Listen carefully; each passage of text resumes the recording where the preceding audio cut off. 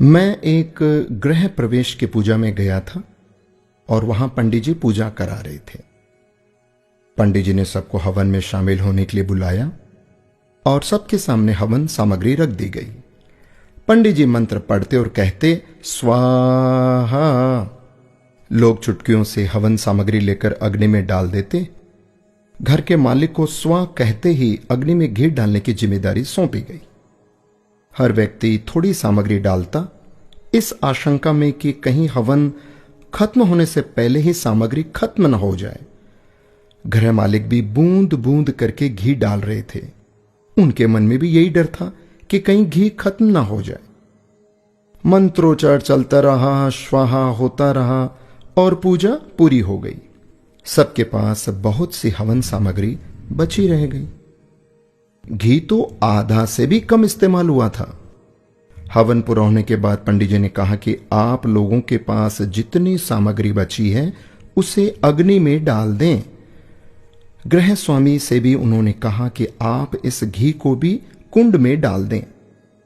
एक साथ बहुत सी हवन सामग्री अग्नि में डाल दी गई। सारा घी भी अग्नि के हवाले कर दिया गया। पूरा घर धुएं से भर गया। वहां बैठना मुश्किल हो गया। एक एक करके सभी कमरे से बाहर निकल गए। अब जब तक सब कुछ जल नहीं जाता, कमरे में जाना संभव नहीं था। काफी देर तक इंतजार करना पड़ा, सब कुछ स्वाहा होने के इंतजार में। दोस्तों, मेरी कहानी यहीं रुक जाती है। उस पूजा में मौजूद हर व्यक्ति जानता था कि जितनी हवन सामग्री उसके पास है उसे हवन कुंड में ही डालना है, पर सभी ने उसे बचाए रखा कि आखिर में सामग्री काम आएगी या खत्म ना हो जाए। दोस्तों, ऐसा ही हम सब लोग करते हैं। यही हमारी फितरत है।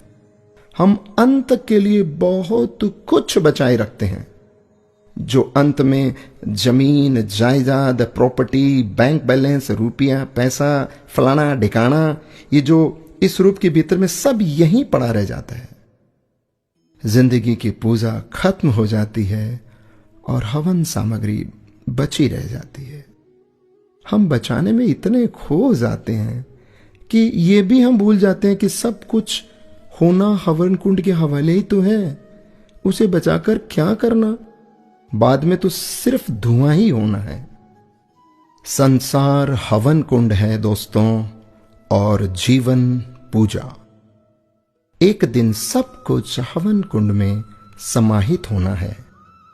अच्छी पूजा वही है जिसमें हवन सामग्री का सही अनुपात में इस्तेमाल हो, न सामग्री खत्म हो न बची रह जाए। यही मैनेजमेंट करना है।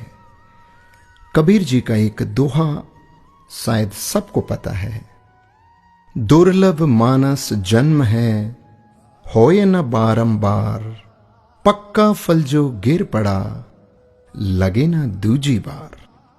दोस्तों, ये मनुष्य जन्म बार बार नहीं मिलेगा, तो क्यों ना हम समय का, पैसों का, अपनी सोच का और अच्छे कार्य करके इसका सही सदुपयोग और इस्तेमाल करें। राधे राधे।